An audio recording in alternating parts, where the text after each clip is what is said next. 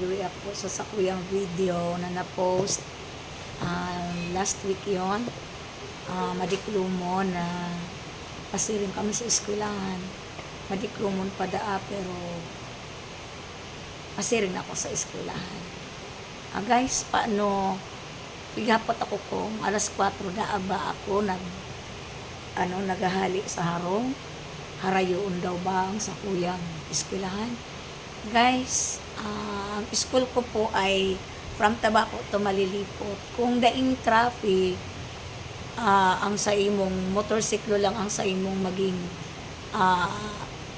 ang gagamiton mong service, mga around 15 to 20 minutes, abot ka na sa Malilipot.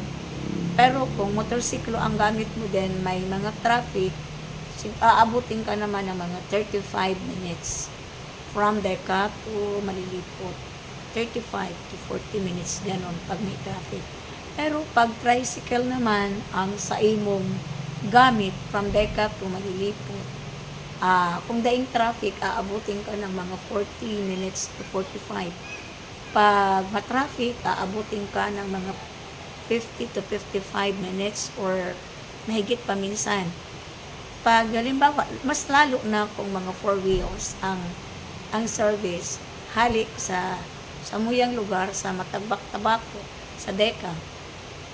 Kasi rin din sa Malilipot, inaabot po iyan mga mabilis lang. Pag daing traffic, inaabot lang naman iyan ng mga 25 minutes pag daing traffic. Pero pag may traffic, alangan naman na di ka magsunod sa traffic rules. So, minsan inaabot po kami mga 35 to 40 minutes.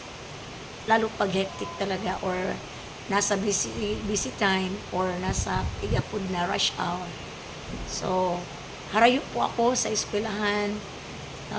Ka-stay po ako sa harayong lugar. Kaya, kahit paano masasabi ko man talagang harayo yan. Pagpasiring po digdi, mostly, halimbawa dahil sa kuyang mahatod, mostly po ang ginigibo ko ay mag-rent from Deca, Matagbak, or Moraine State Subdivision to Malilipot, ay nag-rent ako ng tricycle from there, pasiring digdi sa eskwelahan ko. Ang bayad po dyan ay pinaka-minimum na ang 200 pesos. So, minimum na lang. Minimum po iyan. Or, yes, minimum. Kasi malayo yan. Pero pag uwian na, pwede ka namang mag-commute.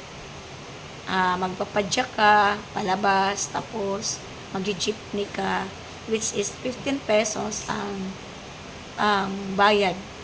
Mostly, na binibigay ko is 14 pesos going to Tabaco City.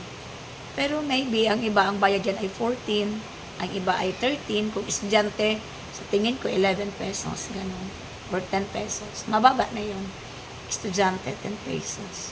So, going to center of Tabaco City. So, ganun po guys, kahirap. Kasi, hindi pwedeng maghapon naka-rent kami ng tricycle morning and afternoon. So, magiging 400 pesos ang magiging gastos namin pag pamasahe. Akin pa lang yun. From this school, going home. So, mahirap yun.